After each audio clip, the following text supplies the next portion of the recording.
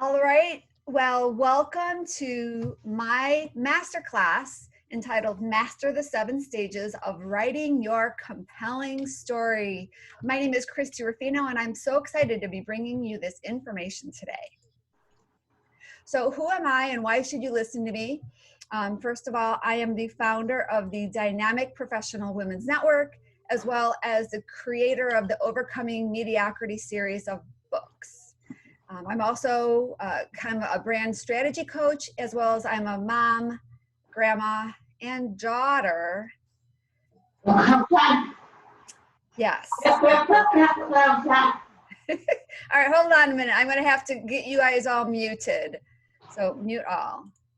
Perfect. All righty. All right, so why am I doing this class? One of the reasons why I'm doing it is because I want to help the women of our next Overcoming Mediocrity book in a group setting, like a group coaching setting, really get clear on how to write their story. But not only are you able to use your story in a book like we're doing, but there are so many other ways that you can make a bigger impact in the world with your story. And right now, more than ever, it seems like I've been having women reach out to me because they have more time on their hands and they're not working as much because of our crazy situation right now. They're more motivated. They want to do something more meaningful. Their resources are a little questionable right now, but a lot of the women that I've been working with and talking to have the abundant mindset, and they realize that this is just a temporary situation and they're going to make the best out of it and come out even stronger than before. As well as, you know, tomorrow, we don't necessarily know what tomorrow will bring. And for me, I know I have put a lot of things on hold with the someday, one day excuse. You know, one day I'm going to get to that. But I think some of the things that have been going on lately in our world have made me and a lot of other people realize that there is no time better than right now to do something like this. So what are we going to be doing in this particular masterclass? And I am not really going to go into a lot of the whys and just really have the whole content of this class kind of motivating you and trying to talk you into writing your story. I'm assuming that you're already here because you recognize the value of sharing your story. And so I'm going to get more into the how, like how to actually execute it. There's not going to be any selling and not anything really about me other than what I shared already.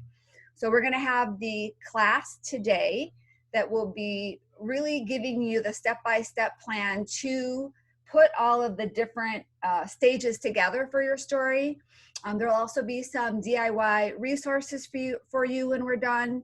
And then if you need any support and you want to have more of a done with you or done for you kind of a service, I would love to invite anybody that's not already a part of our book series to learn more about what that is involves, as well as if you're maybe ready to write your own book, I'd love to see how I could help you with that.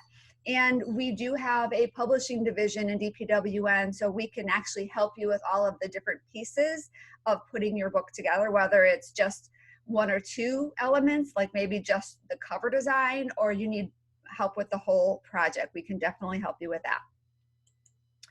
And then some logistics for today's call. So we are using Zoom. I actually muted everybody that is on the call right now, but you can actually unmute yourself if at the end you want to talk, because there'll be some question and answer time. And I'm going to be doing some live coaching where we're actually going to go through your particular stories for a few of you and really get more detailed in what the stages of your story can look like. And then if you do have a question later and you want to quickly unmute yourself, all you have to do is push down the space bar, and then that will allow you to kind of talk. And then when you let go of the space bar, again, you'll be muted. And then there will be a replay available, and all of our virtual members as well as our authors will have access to that. Now, I did mention in the email that our digital campus is not going to actually officially be open until the 25th, but the authors will have access to that beforehand. I just don't want to like unveil the whole campus to everybody before the 25th. And then let's see, what is next? Okay, so we're going to go ahead and get started into the training now that we've gotten all of those details taken care of. All right, so the first thing that we really want to think about before we start writing our story is why. What is the reason why we want to kind of share our story in the world and really kind of communicate in a way that we're going to make a bigger impact? And I know for the people that I have spoken with, I've spoken to so many women. I have a, that's weird. I have a Zoom thing that came up on my screen, which I've never had before. Okay, there we go. That was very weird. So I've spoken to so many women over the years. We've actually produced 8 Overcoming Mediocrity books, and each book has had about 24 women in them. And then I've spoken to a lot of women over the years that maybe didn't join our project, but I really helped them define their story and figure out the best way to use it. And of all of those people that I've spoken to, the majority of them, of course, want to get more visibility by having a book and by sharing their story, as well as they want to inspire other people and equip them. So not only using their story as that connective tissue to really like just connect with their audience, but also using teaching points and sharing their wisdom. So now they can actually help other people learn from their own experiences. And part of being able to share your story and having a book, let's face it, part of that is to increase our revenue and have the book be one element of the whole business model or your whole value ladder.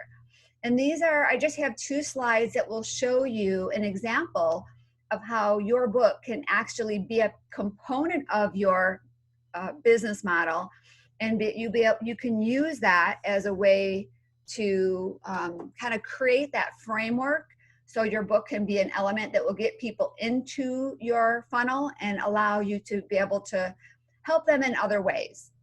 So this is an example of a weight loss coach, and what they have done is they are speaking, they're selling their book, and then they're offering a free consultation. So they get out there, she gets out there in front of audiences all the time, and she speaks and she shares some great information.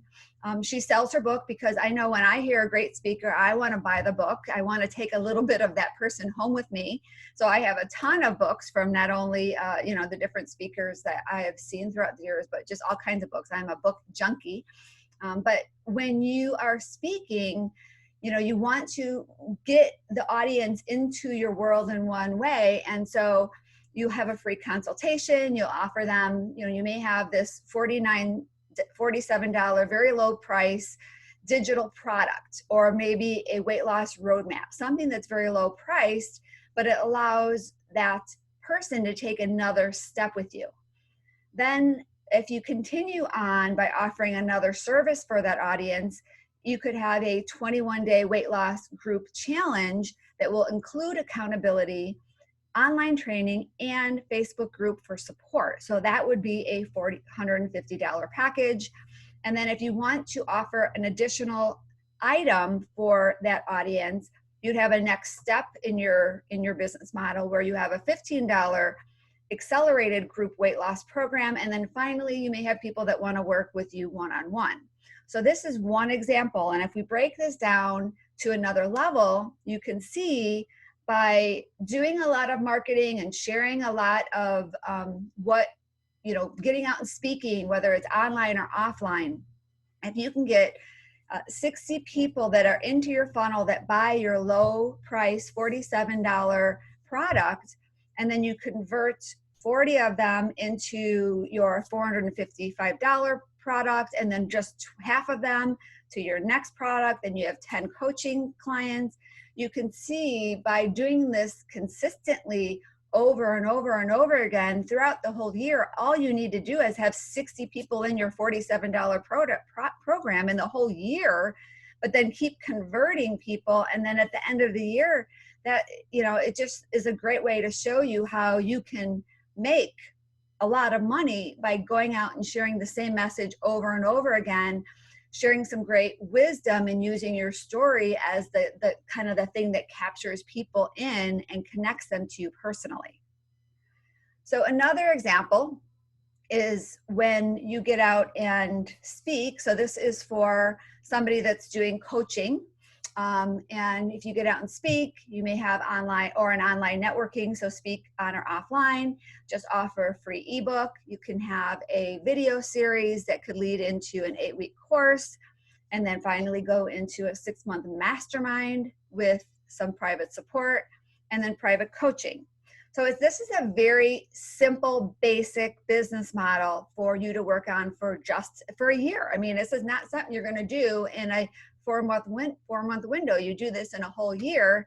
And then at the end of that, you can see how that could convert into some really nice profits if you stay consistent in what you're doing and you share your story and you share your message and you share the same teaching points over and over again and become really, really well known in your area of expertise. So again, that's all a part of your value ladder. And again, one more thing is, you know, as far as being able to share your story, there's some great outcomes by you elevating yourself in the marketplace. First, you'll be able to create buzz around you and your business. You'll be able to have a loyal tribe. I mean, anything you do, you want to start bringing in an audience, building that community, whether it's on Facebook, whether it's email marketing, whether it's LinkedIn, but you want to definitely start bringing a community together of people that are really loving you and wanting to follow you. You'll become more credible if you have a book and you get out there and share your story and you start speaking. You'll be able to support others more. You'll be able to have a deeper connection as you share your story and you help other people on their journey. And that's what it's all about. You're sharing your story so you can help other people. And finally, you're going to be making a bigger impact because the more people you help, the more money you'll make and the more choices you'll have. And then again, more people you'll be able to help. So it's kind of a great circle to get involved with. All right, so let's dive into now the logistics of your business. And I think the biggest challenge that I see when I talk to people over and over again is they're very unclear on what story they should be sharing. We all have a bunch of stories. Stories are like a belly button. We all have them. We all have one and we all have many of them. Of course, we only have one belly button. But we all have a bunch of stories, and it's really key to determine which story to use that's going to really position your business in the right light. So before we decide exactly which story to share, we really need to learn and really define the person that needs to hear your story the most. And this all comes down to defining your niche market, defining your ideal client avatar, really recognizing where they're struggling and be able to speak to them in a way that they recognize you as the solution to all of their problems. And so many times I talk to entrepreneurs and they have a really hard time niching down their audience. And what happens when you do that, when you're not able to become very clear and very specific on helping a small group of people, and you try to help everybody, and your messaging is all catered to be very generic and being able to, your messaging is catered to be able to help a wide variety of people, what happens is you're not going to perk the ears of the people that really need you. And because there's so many messages out there in the marketplace and there are so many people out there basically shouting like, work with me, work with me, work with me, if you can't get very clear, you're going to become another one of those drowned out messages. So the sooner you can really define your ideal client and really determine the way that you can help that person the most, that is when you're going to have more people actually hearing you, and you're going to become more magnetic. And then once you've determined why you really want to share your story, who you really want to help, the next thing you really want to determine is, what is your call to action? You want to make sure whatever you're doing is going to be fitting into your business model, and you want to make sure once you share your story in whatever manner you share it, you want to have a next step very clearly defined. And for me, let's use this as an example. One of my next steps for sharing this training is to see if there's any other women that are not a part of our project that may be interested in learning more and that may want to join the rest of the amazing women that are in this Next Overcoming Mediocrity book featuring unstoppable women. So that could be a really clear call to action for me, for anybody that watches this training now or later. And so when you're sharing your story, it's really important to define what that next step is, because the whole point of sharing your story is to take the reader on a journey. And if you take them on a journey with your story and they're done with your story and they don't have a next step, then you're kind of leaving them hanging, and that is the last thing you want to do. When we don't have a call to action, I just want to kind of challenge you a little bit and make you realize, without that call to action, without the next step, you're kind of being a little selfish. And I know that's hard, because as women, we don't like to be salesy. We don't like to be pushy. We really just want to serve people, and we don't necessarily want to feel like we're being that like sleazy salesperson. And you don't have to be, but you need to be able to have a next step, and you need to be able to verbalize it or have it, written out very clearly, so there's no question on what you want the audience to do after they hear your story. All right, so we're going to get into the 7 stages right now of unveiling, of your signature story. So I actually have a template that I use when I work with my clients and help them kind of map out the framework of their story. And I will make sure everybody has that template. And in that template, there are the 7 stages, but there are also 2 sections before the 7 steps, and then there's 1 section after. And that's kind of what we just went through. So the first 2 section is, who is your ideal client? And then the next section is, what is your outcome? Like, how is your story and sharing your story going to fit into your business model?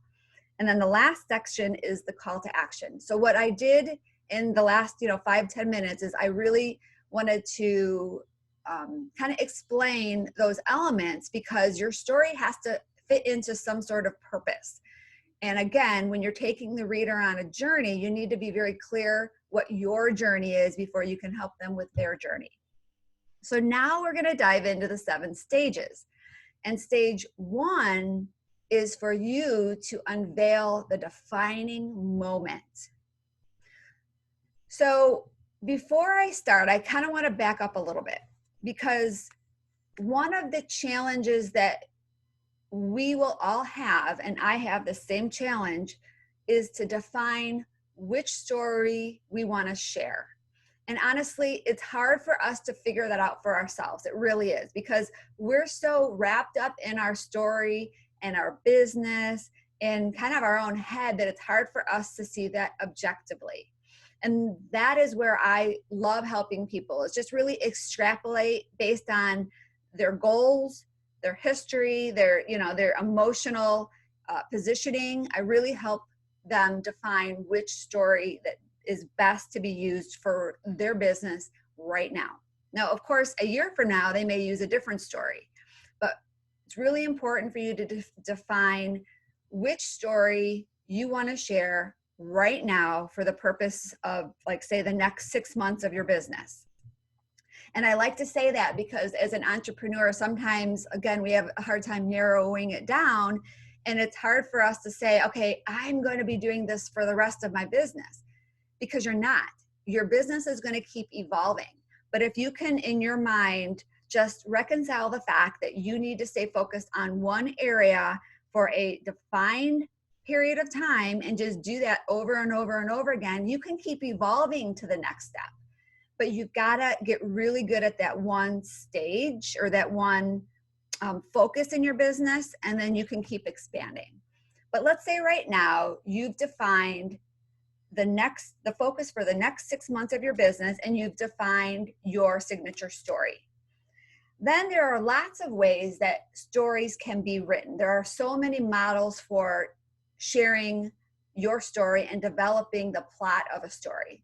But what I'm sharing in this particular training is one example of the different options of creating a good flowing story. But this is a pattern, or this is a 7-step process that I find that works really, really well in business. You may be sharing your story in a book, but you may also take that same story and share it on stages. Share it with your, whatever the program is that you're teaching, whatever the focus of your business, your signature message should become your signature speech. It should become your signature book. It should become your signature chapter of a book, your signature program, your signature course. Everything should be focused on one particular focus.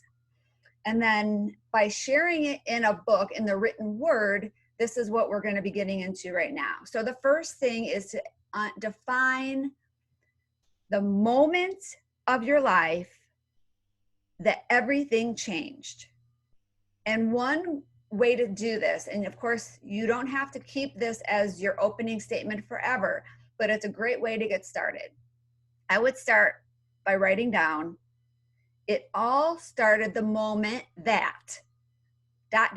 whatever it is. What is that defining moment when you realized something had to change? And when you start sharing your story with this defining moment, it's a great way to just draw the audience in, get them engaged quickly, and get them to realize that you were kind of at the pivotal moment in your life when something had to change, and they're going to want to stay tuned and stick with you as you keep sharing your story and the next few stages. So take a moment and just think about, what is the defining moment in this particular story when you realized things had to change?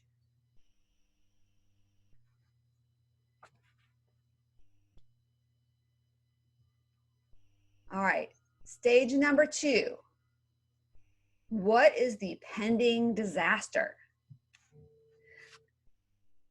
When we are faced with an obstacle, I think typically we tend to sometimes make it bigger than it really is. We could have a challenge or a problem or some sort of, disaster, but many times we make it bigger than it really is by the stories we play in our head. And I think that's human nature for everybody.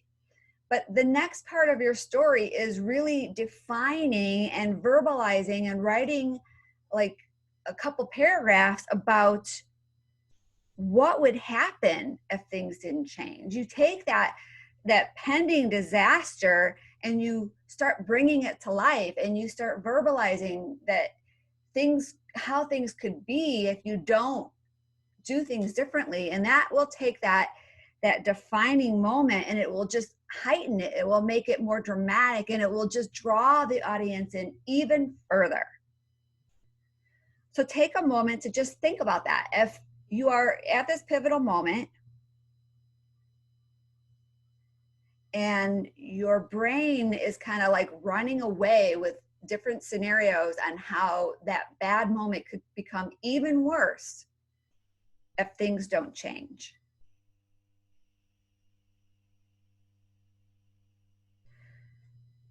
And then we move on to stage 3. Stage 3 is what I call you dial in the audience. Because you have to keep in mind, you are sharing your story, not for your own purpose and not for your own benefit, but for the benefit of the reader, whether they're reading your story or they're listening to it because you're sharing it as a speech. You have to always keep in mind that it's about them. So how can you connect the audience back to your feelings and to your emotions? It could be just simply by having a statement. How would you feel if this happened to you? Or have you ever felt like this? You know, say you're going through a part of your story is, let's use an example.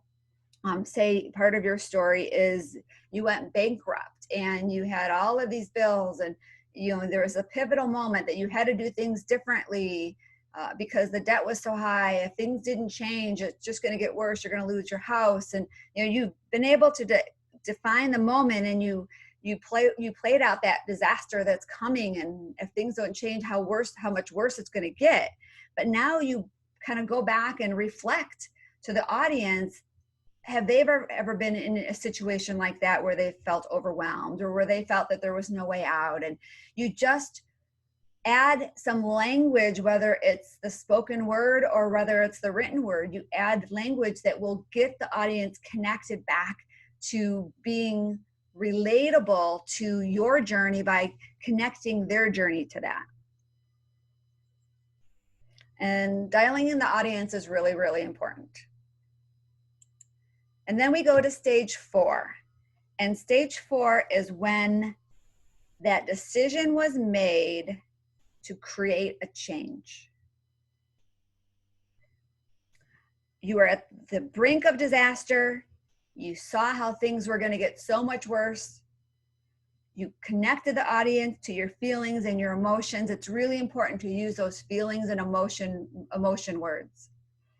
And now you realized that something had to be done, things had to change, and you made that decision.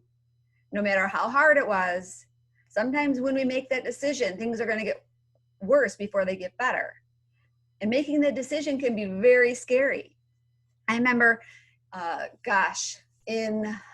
so after my divorce, I was very fortunate to get a job in a mortgage company. And I didn't know anything about mortgages, but it was somebody from my church. They were really great. I got in as a processor, and then I made this scary decision to be a loan officer. I had no idea what was to come, but that job was a commission-only job. And so I took that leap, and I became a loan officer because I had more control over my destiny. But at one point on that journey, I realized that that wasn't the right career path for me. It was great at the time because I was able to pay my bills and I was able to keep my house and take care of my children. But I was faced with the decision to stay in a job that I really didn't love. I mean, that wasn't my nature to be a loan officer. I'm not a numbers person. I'm a creative person. So I had to make a decision. Was I going to stay doing that, or was I going to take a leap of faith and follow where I thought destiny was bringing me? And that was one of the scariest decisions I've ever made. I had no idea. Like, it was, looking back, it was probably not very smart, and it wasn't very logical at all. But I was a new Christian at the time, and I took a leap of faith and I prayed on it. And I just believed that God had a different path for me. And it was, I mean, like, I was petrified. I remember like not being able to like eat, and just like after I quit, I was overwhelmed. I made the wrong decision, and I was like, my anxiety was so high. But I did make that decision. And I will look back and realize that it was one of the best decisions I ever made. But many times when we make decisions like that, it will get worse before it gets better. So when we are on that journey of sharing our story, it's really important to share the emotions behind the decision to change. And then also, how could things be? You've got to be able to dream, like, are things going to get better? How could they possibly be? And that really is kind of a light for the reader when you start kind of throwing in a few ideas of what a dream outcome could be. Like, it just gives the audience hope. So the next stage of this journey is to get into strategies. And I call it the strategies to slay the dragon. When we share our story, we're sharing it so we can create a different outcome for our reader or for our audience. And part of that journey is to teach them something. Teach them or equip them, or give them actual tangible tools that they can apply so they can go on the same journey that you went and be able to achieve it. So you have to be able to define what types of strategies that you want to share with the audience so they can actually be better equipped based off of your experience. And this is when you're going to define, I would say, 3 to 5 teaching points. You don't want to do less than 3, and you don't really want to do more than 5. Now, if you have a big program that you're putting together, yeah, you can do maybe 7, 8, 9 at the most. But typically when you're sharing your story, I would say 3 teaching points. You really want to define what those 3 teaching points are. And you want to then bring in a small story for each of those teaching points that will help illustrate that topic. So part of the template that I have that I'm going to be sharing will give you the kind of like the framework of defining what those teaching points are. But you really want to just see, what did you go through?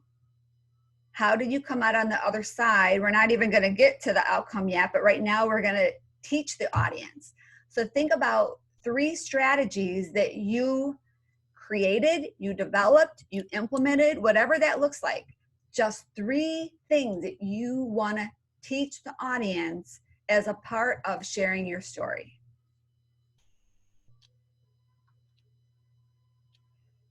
And then stage number 6 is the dream outcome. So once you've gone through this crazy time and you've taught the audience 3 strategies to help them, now you want to share where you are now. Who did you become? How is life better? What is the fairy tale ending of your story?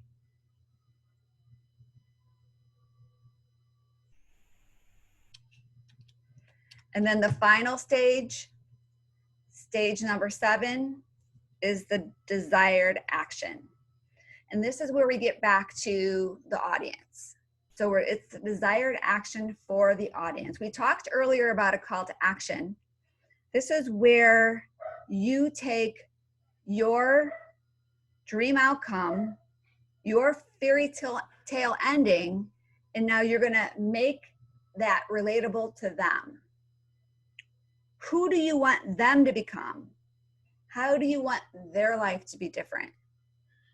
This is the time in your story where you add a little motivation, a little encouragement.